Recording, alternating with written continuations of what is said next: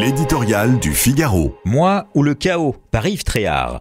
Depuis qu'il a prononcé la dissolution de l'Assemblée nationale, Emmanuel Macron tente de se justifier par tous les moyens. Mais qui entend ces messages ? Car plus il multiplie les interventions, plus il culpabilise les Français qui n'avaient rien demandé à quelques semaines des vacances.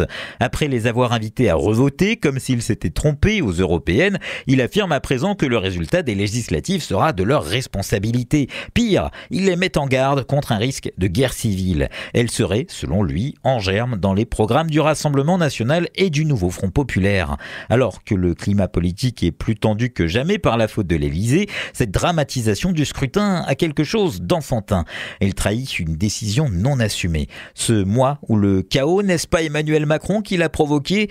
Et pour l'éviter, que propose-t-il ? De changer profondément la manière de gouverner. Promesse 1000 fois proférée lors de la crise des Gilets jaunes à l'occasion de la pandémie. Sachons nous réinventer, disait-il en 2020, moi le premier. Puis, au moment de sa réélection.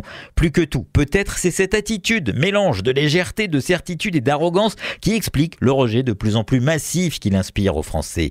Moins jupitérien, il aurait aussi écouté Gérard Collomb, parti fâché du ministère de l'Intérieur en 2018 en critiquant le manque d'humilité présidentielle. Aujourd'hui, on vit côte à côte, je crains que demain, on vive face à face, avait-il lancé en claquant la porte.